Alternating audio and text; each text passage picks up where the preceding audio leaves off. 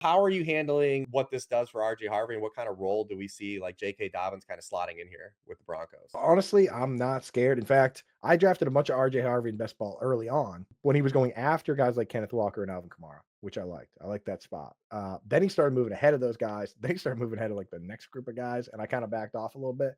I actually hope this really hurts his value, and I'll start taking more of them.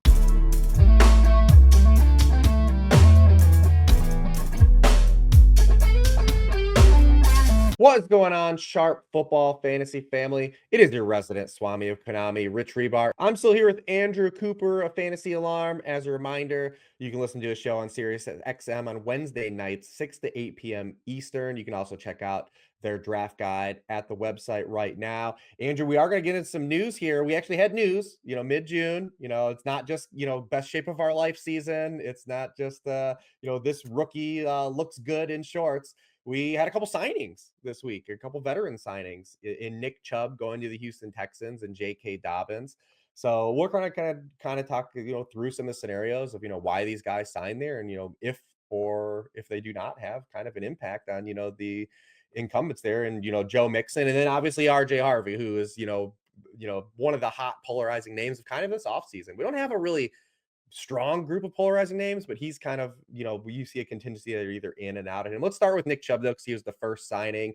Coming off of the major injury, obviously the performance dip, the offensive climate was terrible that he involved in. What do you think Nick Chubb has left, and what the Texans, kind of looked at when they brought him in to back up Joe Mixon? Yeah, I think with the guys like Nick Chubb and J.K. Dobbins with kind of the extensive injury histories now, teams are willing to wait, see how they're looking. Also, teams will wait until after June 1 just to see if other teams are going to make post June 1 cuts. You know what I mean? Just see who might be out there, who they were just waiting for that last minute to get over the top. So I do see why those guys would go this far out. The thing about Nick Chubb that does concern me for drafting him, I mean, it's kind of a two-sided coin. One is that, they said that you got to be a couple years out from a serious knee injury, and his knee injury was very serious. Anybody that watched that, it was horrific. But last year when he came back, he did not look good. I mean, 3.3 yards per carry looked pretty brutal. Then he ended up breaking his foot, which again could have just been a random thing, could have been a sign of wear and tear here. So I am definitely moving Joe Mixon down from where he was. The thing about Joe Mixon is I kind of wasn't really drafting him too much in that spot already, as I Mhm. kind of liked some other players going in that range. So I really have to see where both these guys settle in before I definitively say, hey, this guy's going to be a value, that guy's not going to be a value. But at the end of the day, NFL teams don't think about it the way we do. We think about it like this guy is better, so he should get the ball more. They think about it in terms of this guy can do these things, that guy can do those things. Let's use them both. That gives us a better chance of having fresh legs and having guys be healthy. So they don't like doing us favors in fantasy land, and it definitely doesn't help to have that guy floating around because if Nick Chubb is fully healthy, he's a very good football player. Yeah, one wild card that's going on is there was rumors that Joe Mixon was in a walking boot and the ankle injury was still giving him issues. We don't really have a lot of real details on that. It's just something to kind of earmark and follow for the remainder of the summer because we don't know any specifics at all about that. I mean, Mixon was one of the better values last year, but when you look at the Texans, they just didn't trust their depth last year. In the games Mixon played, he had 80% of the backfield touches. You just didn't see Damian Pierce or Dario Ugunbowale like get the ball. They add a guy like Woody Marks to challenge Ugunbowale, but Woody Marks is more of a pass catcher, long down and distance back.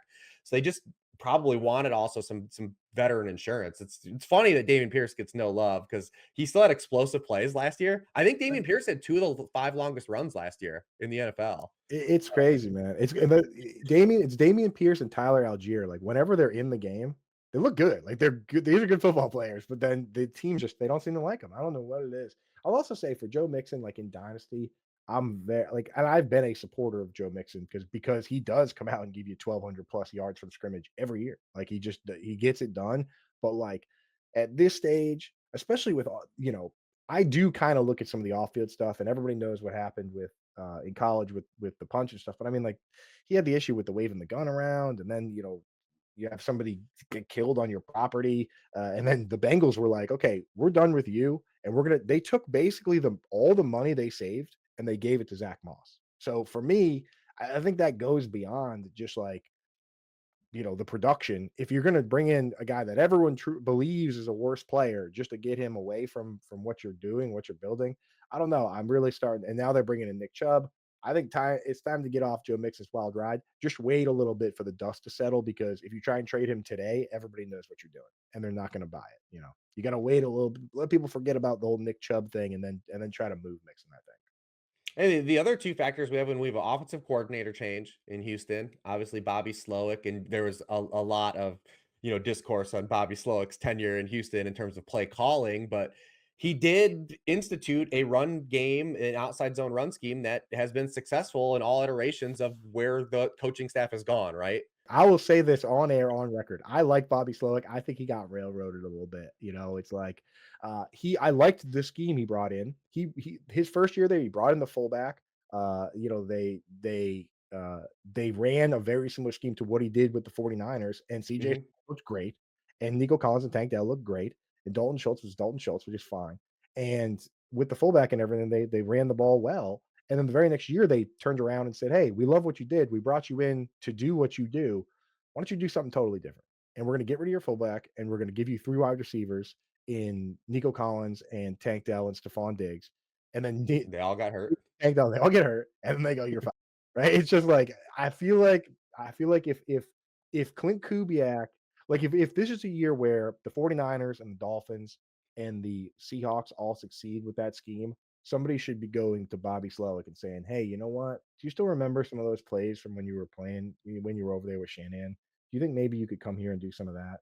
I think he landed with the Dolphins, which obviously is a great fit because he's worked with With McNeil. Mike Me. Right, Yeah. but, like, I start looking at it and being like, he had one great year with the Texans running his scheme. Maybe we wanna run that scheme. So, Bobby, I got your back.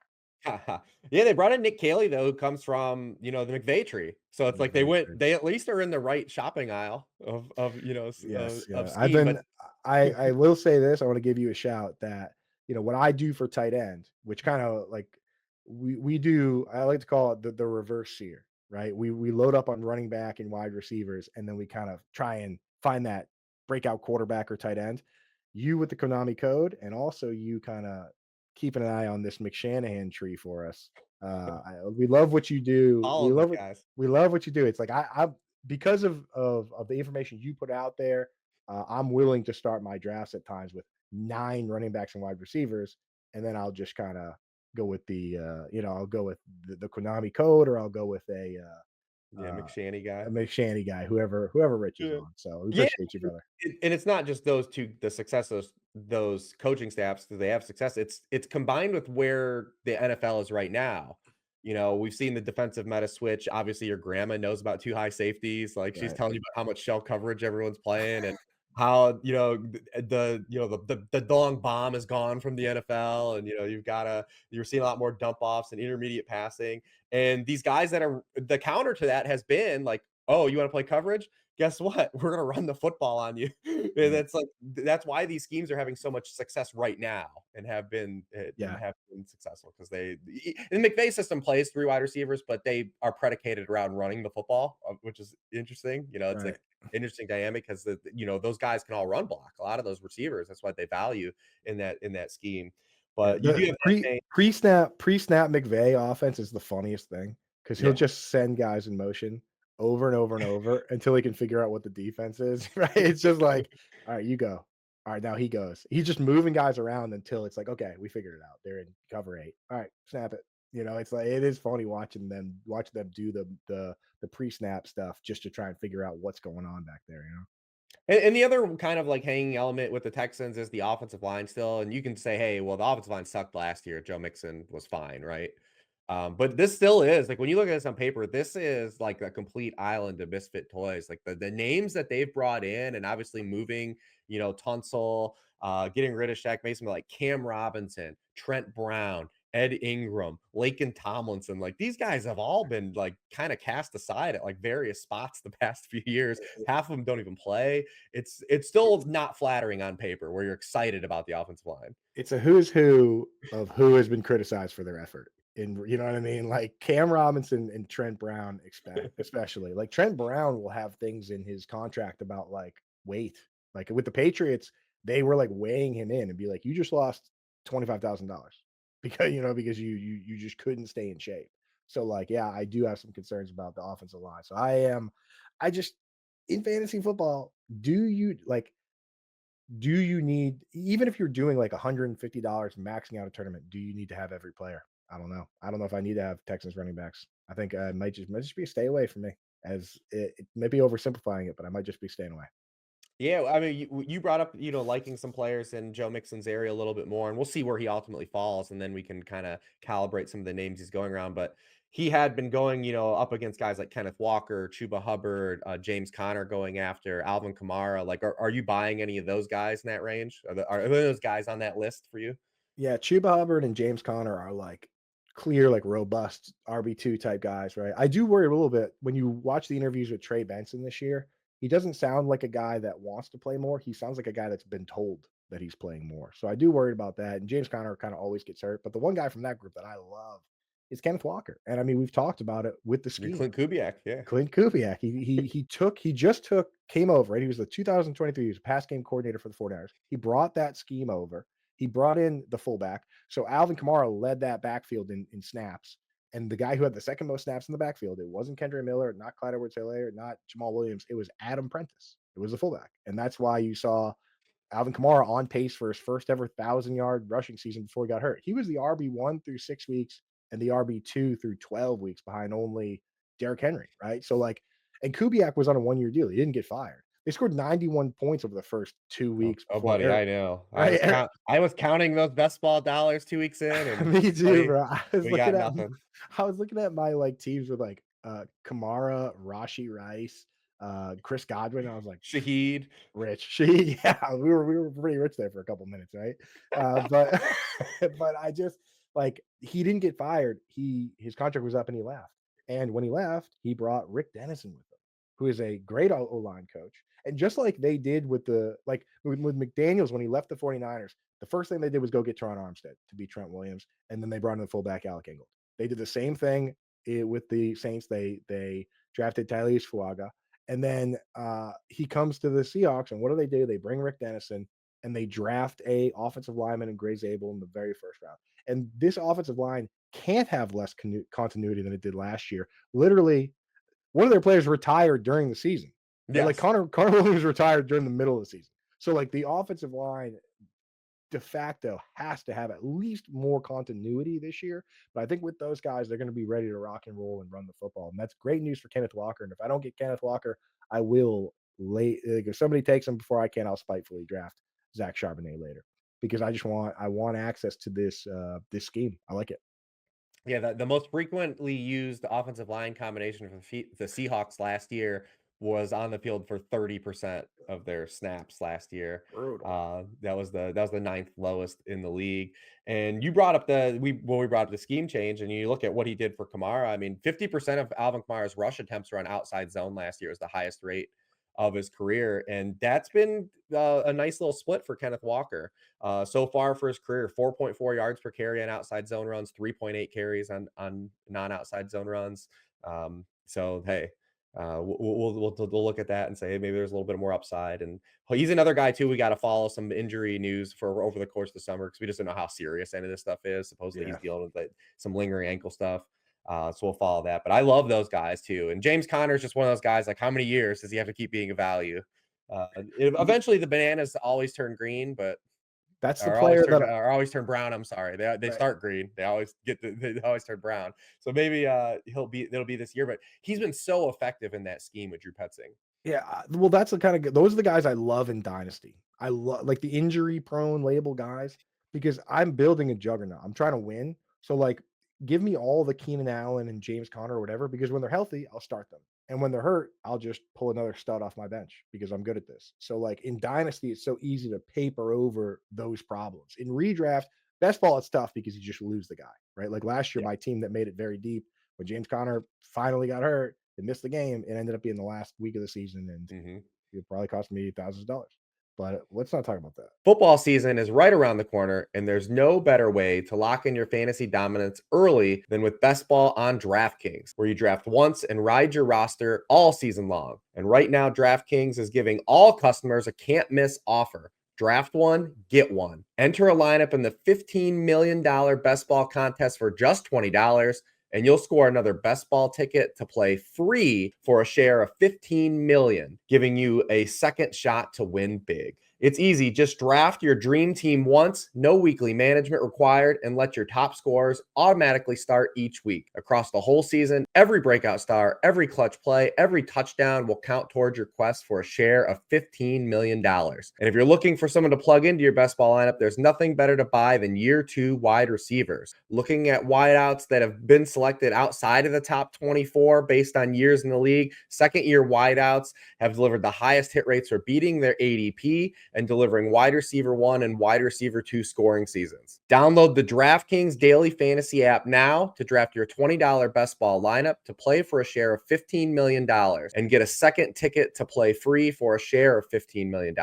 That's two chances to win big without ever setting your lineup again. Draft one, get one. Only on DraftKings. The crown is yours. Let's talk about the fun player, or at least the fun player to some people, and RJ Harvey, right? Because nobody had their draft costs rise through the NFL draft more than RJ Harvey. Even before the signing of J.K. Dobbins, there was like a huge amount of discourse with RJ Harvey. People were just like, "Oh, we're not dealing with the Sean Payton, like he's gonna play all these guys. Like, what do we feel about RJ Harvey?" And now they add J.K. Dobbins, and it throws another wrinkle in it. So one, how are you handling, what this does for RJ Harvey, and what kind of role do we see like J.K. Dobbins kind of slotting in here with the Broncos? Yeah, so honestly, I'm not scared. In fact, I drafted a bunch of RJ Harvey in best ball early on, and then when he was going after guys like Kenneth Walker and Alvin Kamara, which I liked. I liked that spot.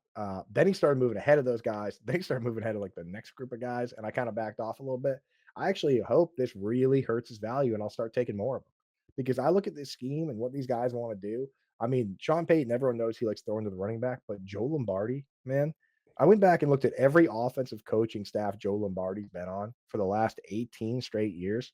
And in all 18 of those seasons, whatever his role is with the team, just the fact that he's even in the room for some reason, every one of those teams was top 5 in passes to the running back group. With the Broncos, with the Lions, with the Chargers, with the Saints, every time. Some of those teams throwing like 174 passes to the running back group, right? And last year, Javonte Williams was technically top 5 in running back targets, and he's gone. So like they're looking for that joker role now that Peyton can try and build the offense he wants to build. He's looking to the elements of previous offenses he's had success with, that he won the Super Bowl with. And he's looking for the joker tight end Evan Engram. He's looking for the joker running back Alvin Kamara. I mean, like under Joe Lombardi, guys like Alvin Kamara and Austin Eckler were not only RB1s, but had RB1 overall seasons, and they never once had 1,000 rushing yards. Never one. Neither guy has ever had 1,000 rushing yards, but he's had all these great seasons because of the targets. They go and get this kid RJ Harvey, that's a converted quarterback, super explosive. I don't see any reason why he wouldn't still have that role. Like someone else is going to play a little bit. Kyron Williams played 87% of the snaps, which is bonkers, but nobody else. The next highest with Jonathan Taylor at 80. Like Bijan Robinson still plays 75% of the snaps. Like RJ Harvey can be a great running back. And we watched Sean Payton draft Alvin Kamara when he had Mark Ingram and Adrian Peterson. And in that role, Mark Ingram was still RB7 as a starter, and Alvin Kamara was RB3.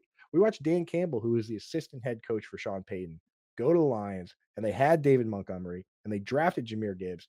And Jahmyr Gibbs, as a rookie, was like RB8 in points per game, and David Montgomery was like RB15. So like J.K. Dobbins can be like, this is a good team now. It's a good offensive line, right? It's a good defense, which means hopefully will be able to run the ball. It's like, I think if the ADPs settle in at a decent spot, I don't think it's crazy to draft either of them. Don't draft them both on the same team, but I still like RJ Harvey, man. I'm not going to. I've done this a bunch of times where I say, oh, I did it with Gibbs to a certain degree. I was like, well, Monty's a starter. No, no, no. I'm just drafting talented players that are in a role where they can blow up. It's possible. So I got to have some. You have to have some.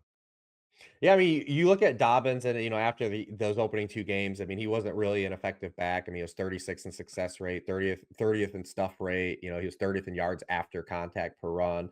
So like, there's a reason why he was still available, like, and why the Chargers completely revamped that running back room this He got offseason. hurt. He got hurt again. Yeah, He and got hurt he again. had another injury. It's a bummer because he was such a good college player, and the early career So stuff good, probably bro. sapped. Like he's probably crushing somewhere in the multiverse, like absolutely thriving, one of the best running backs in the NFL. But what I like about his, In the NFL early, his breakaway run rate is like before he suffered the oh, he's first. such a demon, man. He was just like, "You just take it to the house, man." So it is sad, man. It is. It sucks. Yeah, he was such a demon, but I like that he can soak up some of this stuff that I didn't think RJ Harvey was gonna be good at. That's why I think this is more of a detriment for what Audric Estime was. Like, I think this says more about how they feel about Audric Estime. Because, we look at RJ Harvey coming over from the Gus Malzahn scheme, right? Like, we know the explosive stuff can be there. He was teed up to have explosive runs because of the scheme. And his kind of bugaboos were like running against stack boxes and running on the interior runs. And you can just have J.K. Dobbins to be a sacrificial lamb in that regard. And he's Right. probably better at it anyways. And you can still have these explosive plays and the chunk gains for a guy like RJ Harvey, who has kind of is in that archetype of running back that has revitalized in fantasy football because of the lack of touches for like elite RB1s now. We've seen guys like Devin Achan and Jameer Gibbs, and we're hoping Travion Henderson's in that mold, right? Like, then like we've had Austin Eckler, like these guys that can be still fantasy RB1s on right around 200 touches because of the explosive plays, and then you hope for the touchdowns. The one curious thing about this Denver backfield that I do want to follow is, like you hit it on, the passing down stuff, because Bo Nix targeted running backs 21% of the time as a rookie. It was sixth in the league. It follows suit everything Sean Payton's done. Sean Payton's never had a running back with 250 rushing attempts in a season. He's had 24 different running backs have 50 or more targets. Like, we know, you brought up the Lombardi stuff too. It's a marriage. We know they're going to get targets in the pass game. Who's going to be in on these passing downs is the question, because last year it was Javonte Williams because of the pass protection stuff with a rookie quarterback. And he was second in the NFL in run blocking snaps. Guess who was fourth? J.K. Dobbins. Oh boy. Here we go. I mean, it J.K. is the killer. Dobbins. It is the killer of otherwise healthy fantasy backs. I mean, we watched it with a bunch of backs. I mean, names that See, we've already dropped. Damian see, his Pierce. career died because coming out of college, he was a garbage pass protector. And remember that opening game when he had the two touchdowns and everyone was excited against the Texans, and you were like, I don't know, man. Darrell Williams came in every passing situation. Yes, exactly, and we've seen it with the Broncos before. Now, dude, he had 2 back-to-back 1,000-yard seasons. Philip Yeah. Lindsay was one of the worst pass blocking backs in the league, and we kept asking, "Why is Royce Freeman playing?" It's because Philip Lindsay was gonna get somebody hurt, because pass blocking, I will say, some of these schemes, it's more than just being big enough and cracking somebody's head like Jalen Warren does. Sometimes it's a counting game. Like, you're sitting there and Mhm. your assignment is like number 4, and then you're sitting there, you're going, you watch old clips of Marshawn Lynch, he just pulls his finger out and he goes 1, 2, 3, 4. You know what I mean? Like, you can actually see some of these guys like trying to figure out who their assignment is. And when these guys shift on the line, you got to have the knowledge of like, okay, this guy just came over to this side. It changes who I'm blocking. And that's how you get some of these free rushers is defenses they know some of these backs can't handle it and they try and confuse them. So rookies, he needs to learn and get to learning real quick. And honestly, maybe that could be an indictment, Rich. I mean, they've had a month. I doubt they fully changed their ideas on RJ Harvey, but if he's sitting there with the Yeah. chalkboard and they're saying, "Hey, who are you blocking here?" and he's getting it wrong every time, maybe they did say, we need to bring somebody in. So I'm hoping that's not the case. I'm hoping RJ Harvey's Alvin Kamara. I hope that because the thing with the other part of the passing is that the whole Joker idea is that Peyton likes to send his offense out, see if the other team's in man to man, and then move their guy. That was the whole idea of like, okay, we're going to move the tight end out here. And now, if you're going to send a linebacker out to cover him, we have a mismatch. Like, you can't cover Jimmy Graham with a linebacker or a safety. And when teams tried to do it, they got punished. Same with Alvin Kamara. You motion him out to all the way wide, right? And say, did they send the linebacker to cover him? Because we'll just throw it to that guy. Devon Achan, the name you brought up, I tweeted this out yesterday. He ran 168 routes from a wide receiver spot last year. That's the second most since 2016 David Johnson. And that's a big reason why Devon Achan was able to keep that value despite kind of being in a sort of pseudo rotation. It's like, if RJ Harvey can be that guy, like, that's how you get Alvin Kamara and Austin Eckler without 1,000 rushing yards. So I'm hopeful, but you're right. Pass blocking, if I hear anything about him struggling in pass blocking this offseason, we're going to have to pour some cold water. Yeah, that was his bugaboo in college. He was the worst graded pass protector in this class. Ah, There was a rumor that the Rams were high on him as well and kind of moved it, like didn't make a move for him because of just the protection stuff. When you look at it last year, the Broncos only ran the ball 29% of the time when Javonte Williams was in the game. When Estime or McLaughlin played, they handed off to those guys. It was Javonte right. Williams because the rookie quarterback stuff, I'm sure, definitely played a role, but they trusted him into that. There was only 3 running backs that had a lower rate. Guys like Jerome Ford, right? Austin Eckler, like guys that. So it's like Javonte Williams was actually a passing down back last year. So It, yeah, he was. I mean, 5th most targets. I mean, so wait, yeah. so you're kind of painting a favorable J.K. Dobbins picture I mean, here. I'm saying I don't know. Like, do they trust him because he was in pass protection a lot last year? I think, like you said, I think they want Harvey to be that dude.